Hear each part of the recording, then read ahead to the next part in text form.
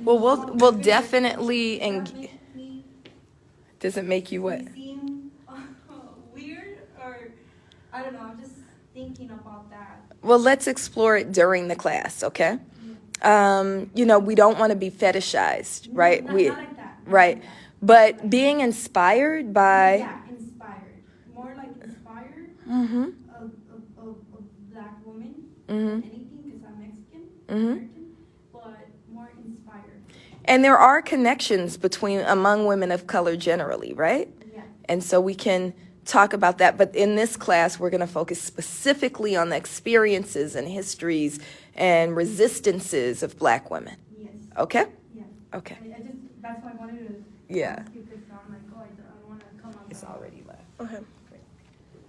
All right. So welcome, everybody. If you're joining on Facebook, welcome to our first class of Black Feminism and Womanism. And we'll be here. We plan to be here, inshallah, and for every Tuesday and Thursday, 12:30 to 1:30. You're welcome to tap in. We are going to also, what I haven't talked with you about is we're also gonna, there should be an indication if we're doing it as a Freedom Campus class. Institutions are set up based on white supremacist, patriarchal, heteronormative capitalism, right? So institutions are set up to make this exclusive space where everybody can't participate, which is why we're doing the live, so everyone can participate. Institutions are also set up in such a way that black women in particular, and anyone who is not a privileged white man, right, are kind of forced to suppress parts of themselves. We're not going to do that. We're going to resist that as much as possible. And so what that means for me is we exist in many different ways. We exist as intellectual beings, as physical beings, as spiritual beings. And I also believe that the past and the present and the future are all connected and inform one another. And so we're going to acknowledge the past, the present, and the future. We're going to acknowledge spaces that exist that are not white privileged spaces. And so every class session, we're going to start with a grounding, acknowledging the history of this country that is built on violence and war and specific attacks and exploitations of indigenous and African people. And so we have a grounding that we'll begin with. I'm going to ask you to close all your devices except the live. Okay?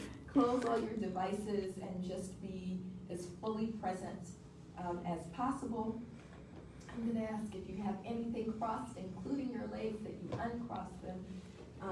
And the reason is that in African spiritual practice, when you cross things, you're actually closing off spirit, right? And if you think about it, that's true. Like whether you have that practice or not, when someone does that, how do you read that? Like they don't want to interact or don't want to talk. Right. So we're going to not cross anything right now. And I invite you to lower your gaze or close your eyes if you're comfortable and just be present. Don't worry about anything else. And we're going to all take a deep breath in and breathe out. And back up. The land on which we inhabit is situated in the original ancestral homelands of the Tongva, Quiche, Gabrielino, and Chumash people. We pay respect to the Tongva, Quiche, Gabrielino, Chumash, and all indigenous people, past, present, and future, and their enduring presence in the homeland and throughout the historical diaspora. Take another deep breath in and breathe out. We pay homage to those who were stolen from Africa, placed in bondage, falsely named as chattel and forced into labor, who were called slaves but never submitted as such, who have always been fully human with an unbroken connection to the divine and to each other. We honor our African ancestors for the still unpaid labor which built what is now the Americas. Take a last deep breath in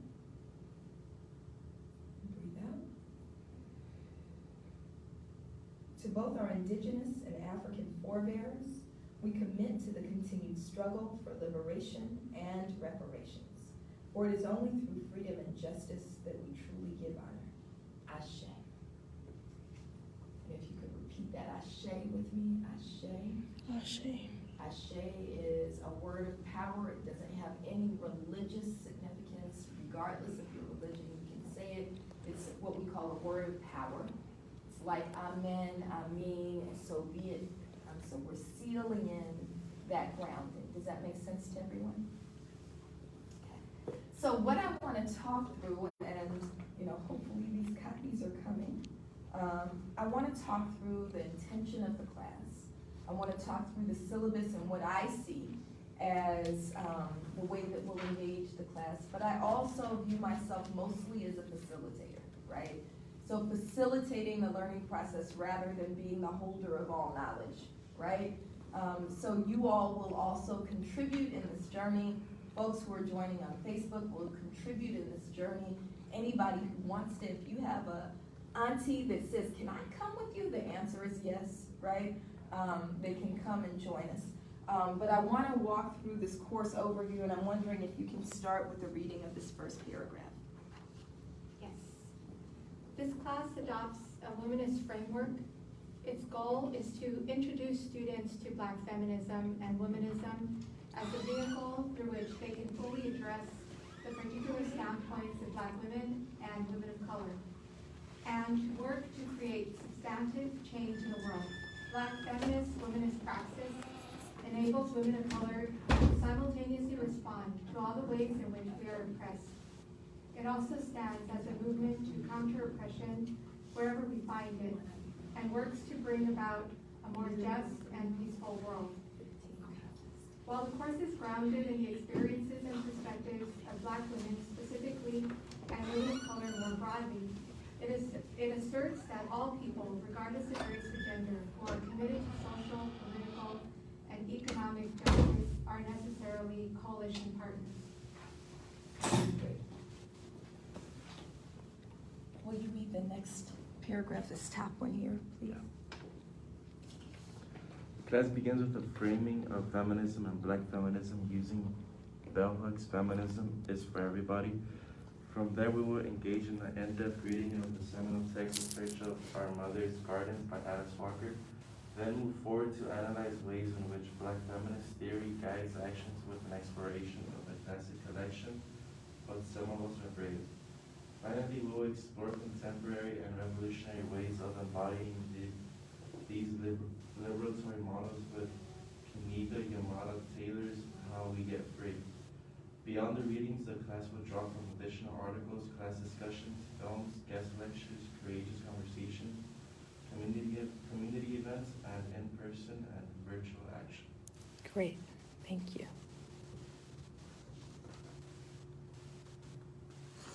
I want to read just that short sentence here, the civic learning part.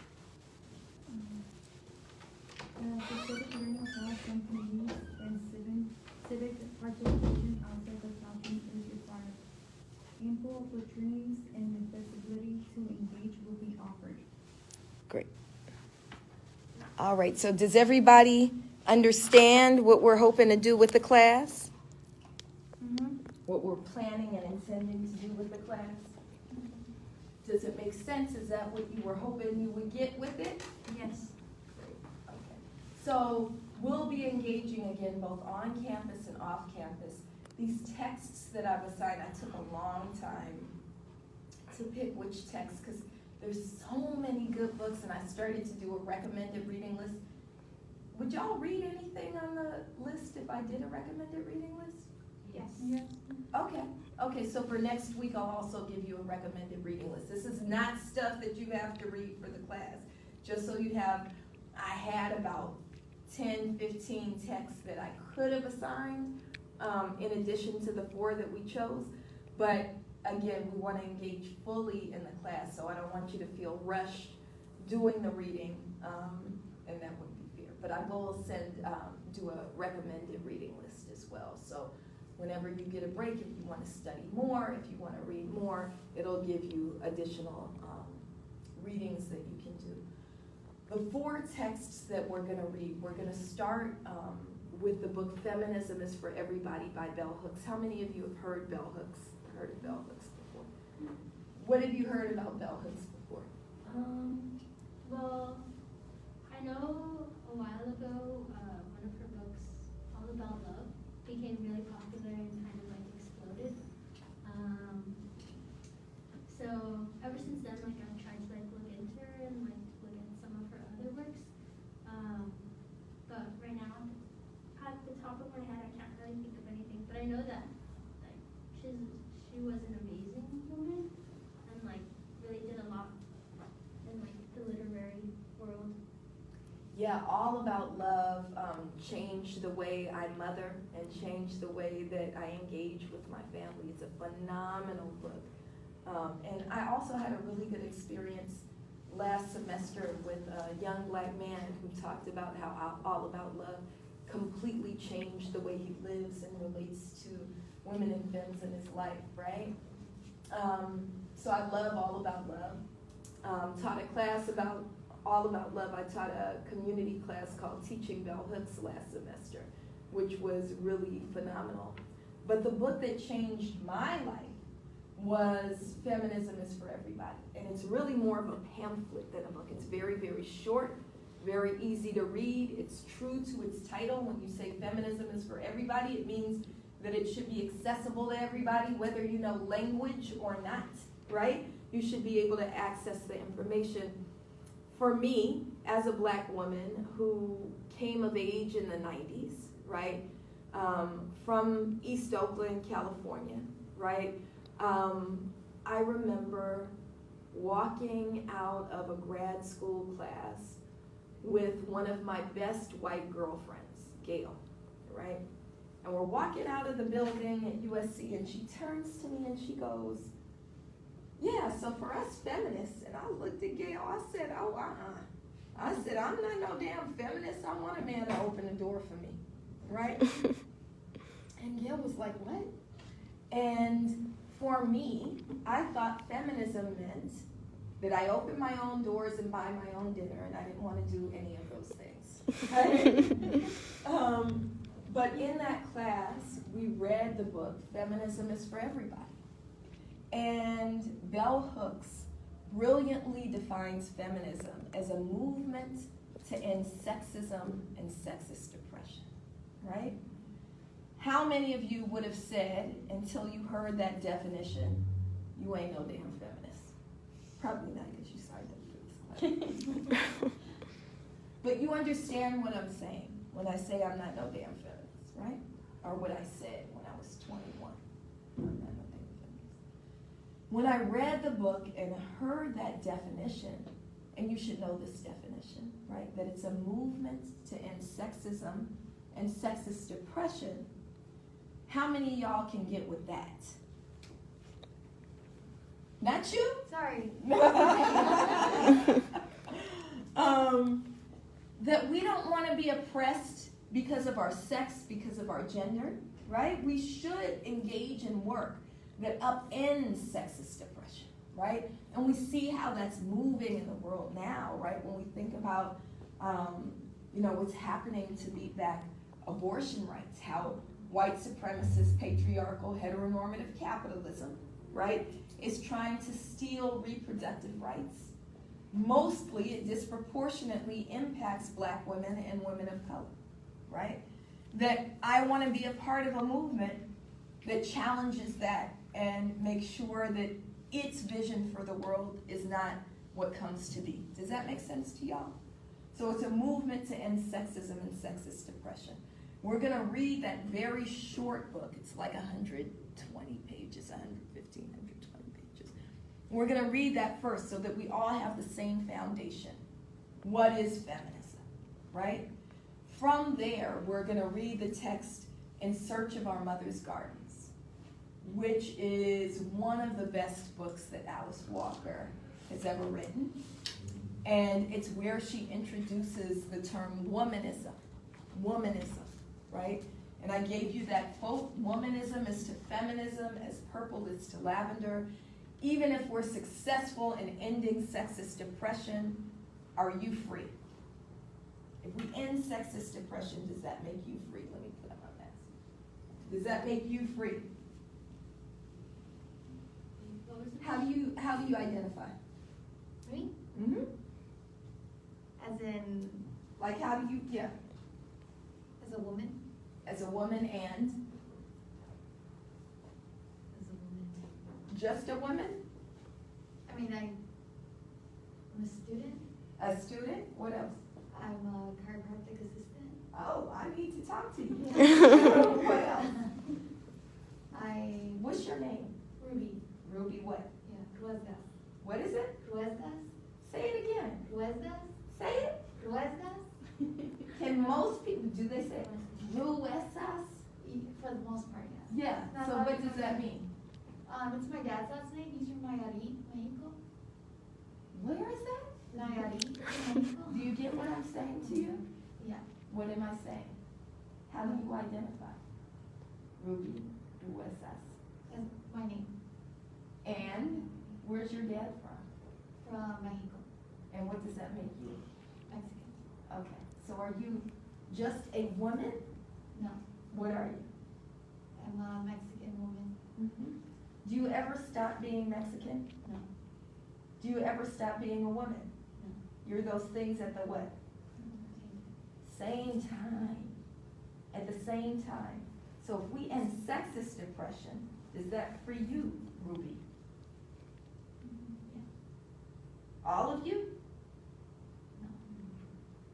Because people are gonna still say your name again. Right? Yeah. Do you understand what I'm saying? So even though we can all be a part of a movement to end sexism and sexist depression, and we all should be, that when we talk about sexism and sexist depression, we need to also talk about the way it doesn't free us, right? Because we're still oppressed by race, by sexuality, by religion, by class. Does that make sense to you? So when Alice Walker says womanism is to feminism, as purple is to lavender, if feminism is a movement to end sexism and sexist depression, I know y'all love these analogies from the SAT, right? If it's a movement to end sexism and sexist depression,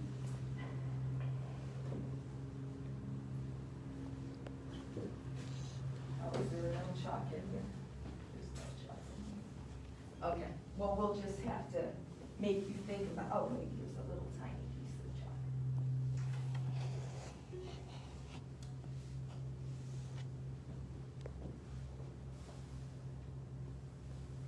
I don't know if I can make this work.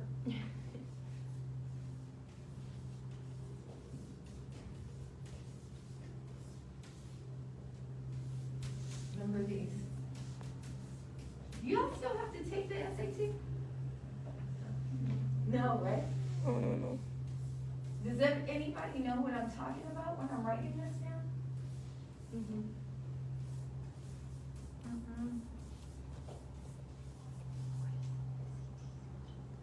Okay.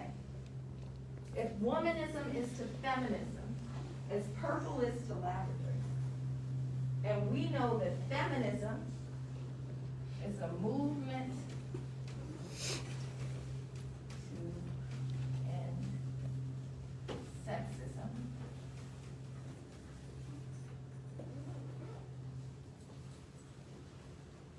What's the relationship between purple and lavender?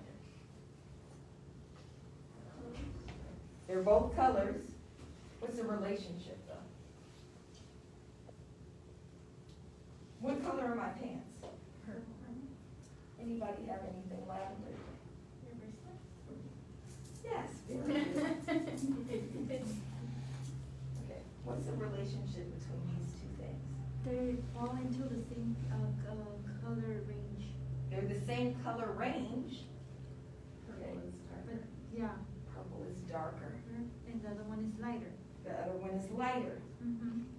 How'd you get from this to this? These two things are related, right? Yeah. How do you get from this to this?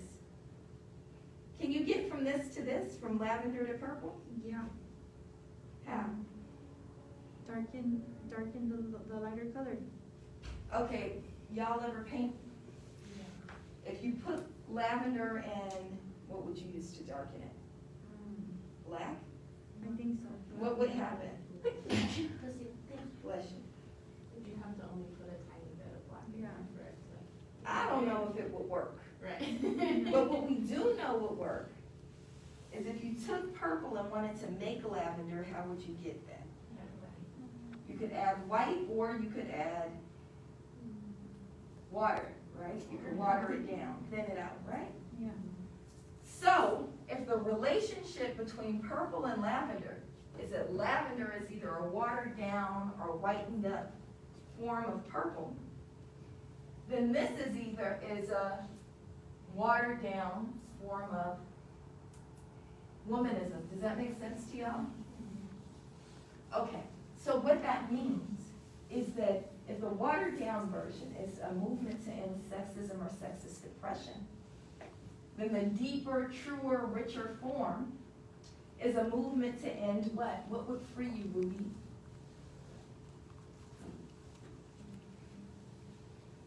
What would free you? If we end sexism and sexist oppression, that's not going to free you, right? So what do we have to end? Say it. All oppression. Yeah. So womanism, the deeper, truer, richer form, is a movement to end oppression. To end oppression, right? So that Ruby and all of us who identify as women of color can really be free. Does that make sense to y'all? Yes. So we're gonna hop into that book. That was my quick introduction to the book, right? We're gonna hop into In Search of Our Mother's Gardens as our second text. And I don't know if you've ever taken her before, but Stacy Mitchell is gonna introduce that book. She's a professor in Pan-African Studies. She's also a yogi. So when I talked about like all these different parts of ourselves, right? Our physical self, our spiritual self, our intellectual self. She's gonna also engage that way, okay? She's teaching a great class, if you have room in your schedule, on the African practice of yoga, where you actually get to do yoga, and it's not a PE class, right? And then from there, we're gonna read this book, which is kind of considered the classic Black women's studies book. It was the first Black women's studies book. It's called All the Women Are White, All the Blacks Are Men, but Some of Us Are Brave, but Some of Us Are Brave. And it's writings that are really inspired by the Combahee River Collective. And you'll notice that throughout the class, that's the theme. How many of you have heard of the Combahee River Collective or the Combahee River? You have. I want to say I might have been like an art class because we were looking at, I forgot the name of the artist who kind of does like silhouettes. Oh, Kara, yeah, yeah.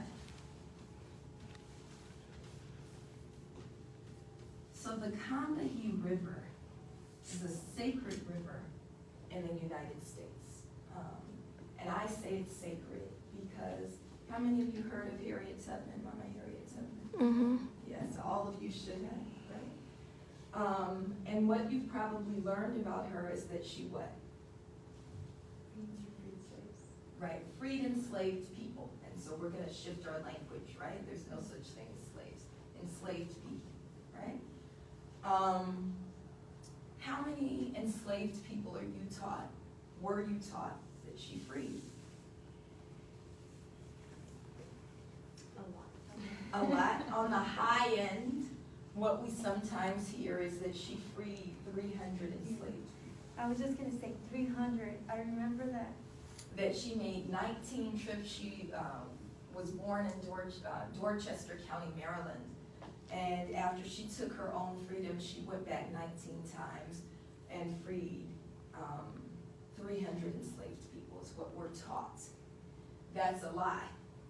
Because Mama Harriet Tubman, we said we exist in many dimensions. She was a medicine woman.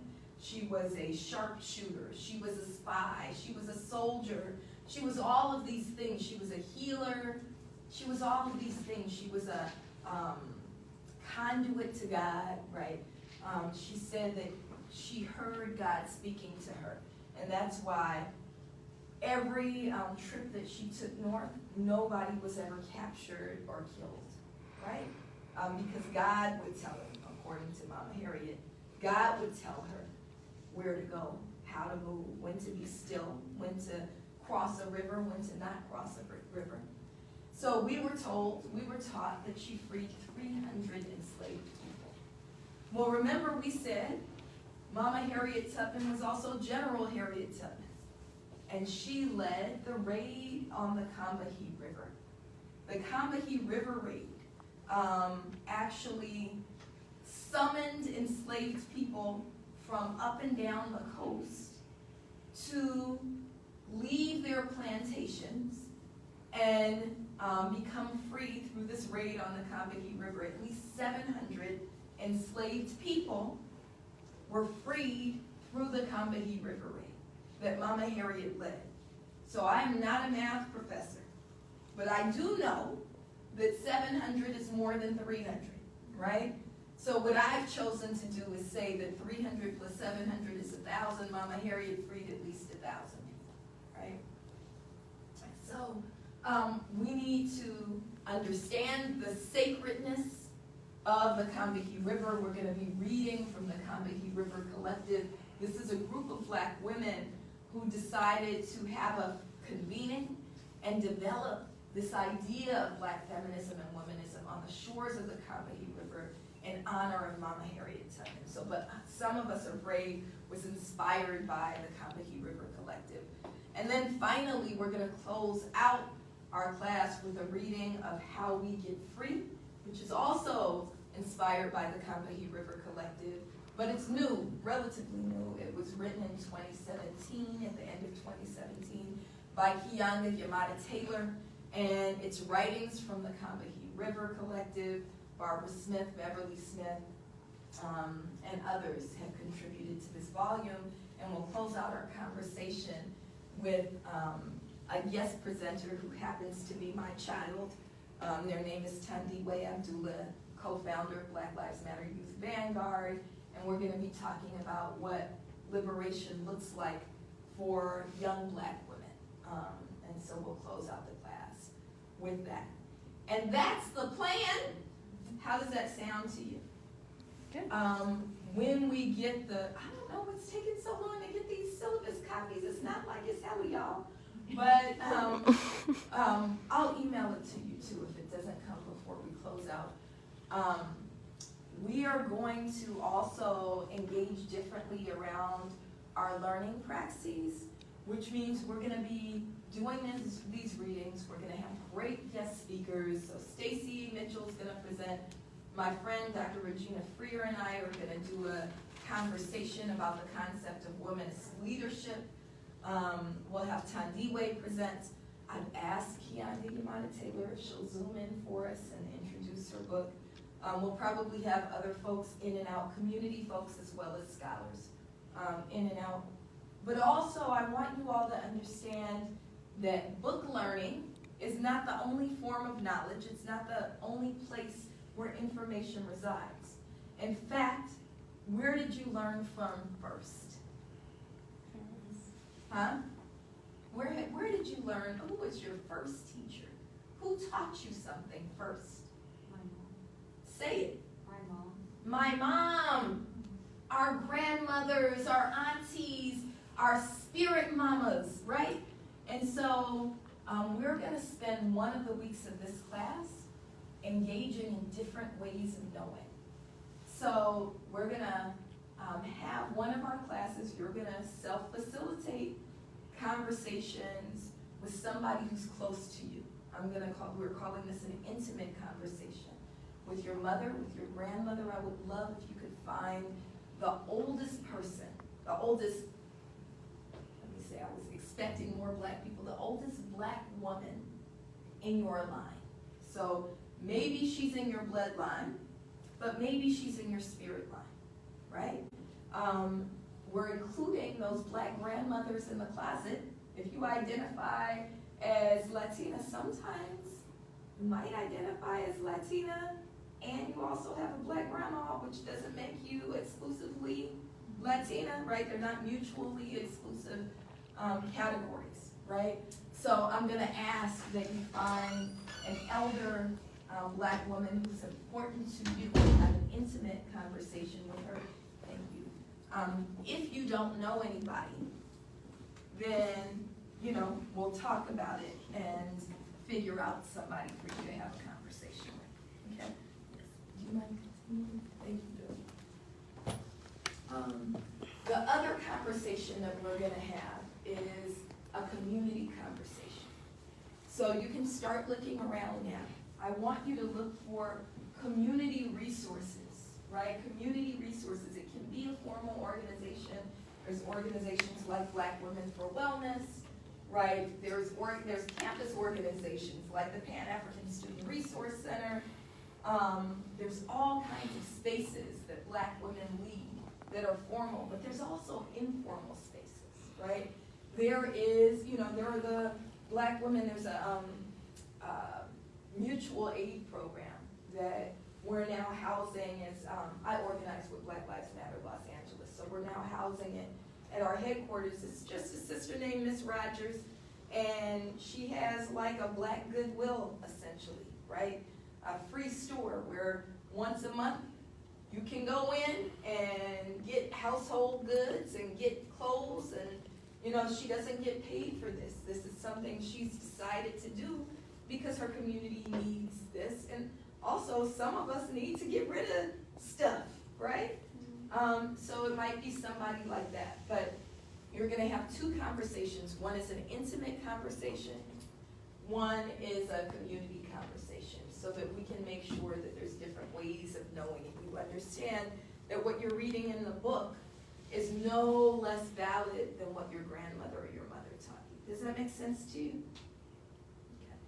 Okay. And all of that is gonna become a part of your final project. Your final project is gonna be a group paper. I know people don't like group papers, but we're still gonna do it. Because one of the tenets of Black women's leadership is that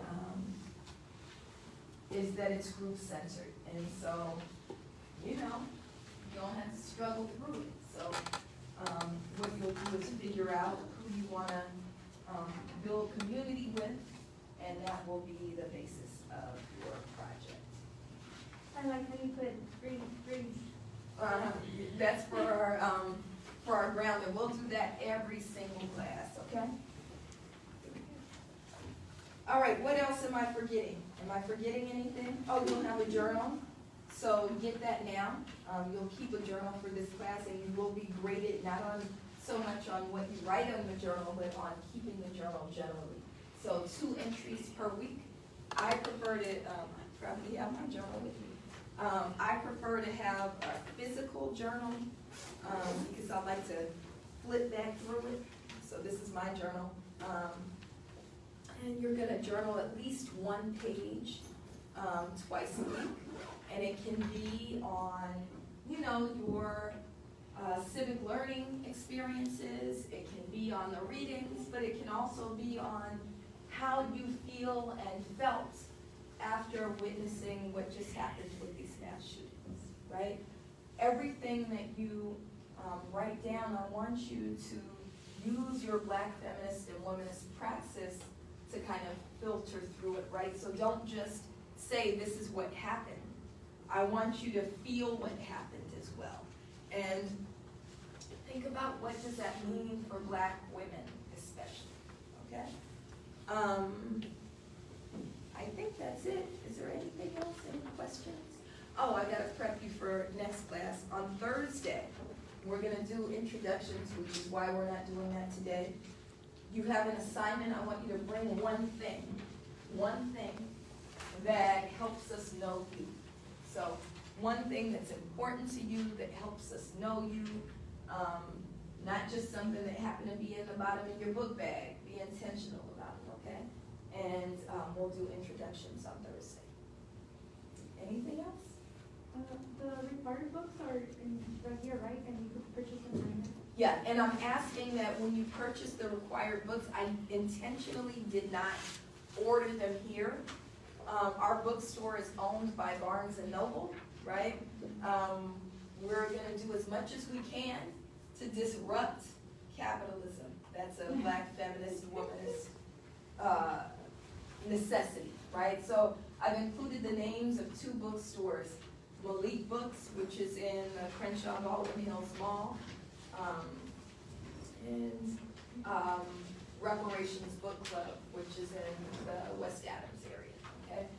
They're both Black-owned, independent bookstores that have a mission to make sure that they kind of center our liberation.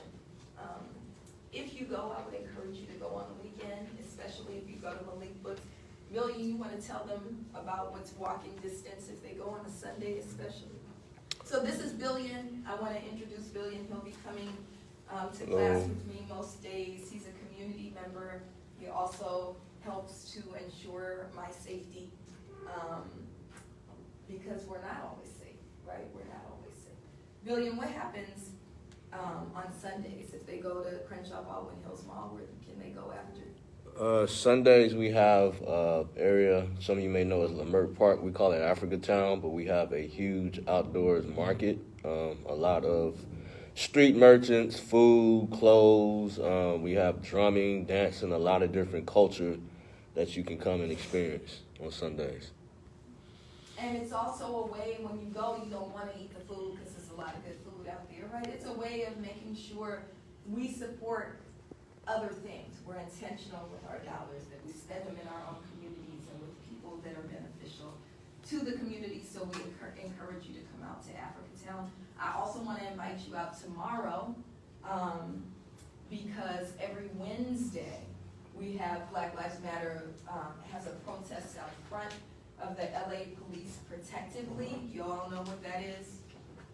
It's the horrible association that represents LAPD. If you didn't know, LAPD has killed 3 people in the first 3 days of January. And so we're out there every Wednesday at 4 o'clock protesting LAPD. Invite you to join us as one of your civic learning opportunities. And so again, that's every Wednesday. You can come one Wednesday or every Wednesday. And we have donuts and coffee. That's the only thing we agree with when we sign, right? Donuts and coffee. About how long is that duration? 'Cause I work 4 to on- 6. 4 to 6, okay. Yeah, and you'll get lots of other things too that we'll offer. So like we have our Black Lives Matter meetings on the 2nd Sunday of the month. Everyone is welcome. There'll be other community protests and events that you all will be invited to. But I hope you get at least one of those. We call it our End Police Associations rally. So I hope. Can that be a part of a civic learning session? Yeah, absolutely. Also for next class, I'll have our GroupMe up. You'll see it in our syllabus. I communicate well on GroupMe. So please, if everybody has the app on their phone? Okay. So if you don't have the app, please get the GroupMe app. Email and GroupMe are the 2 ways I tend to communicate. One of the reasons you asked about Canvas, or you asked about Canvas? I asked about Canvas. Okay. I don't like to put my materials on Canvas because then they become property of the university. Also, just so that you all know, if you put anything on the university server and it's ever subpoenaed, the university will give it to them. Does that make sense to y'all? So I'm not saying, like, you don't have to be doing anything wrong, but I don't want them to be able to subpoena and get my information, so I put as little out publicly as possible. Does that make sense? Although I guess they got these Freedom Campus classes. I don't want them to have the written material. All right, so I will see you Thursday. What are you bringing to class? Huh? One item. One item that represents you. Okay. All right, see y'all.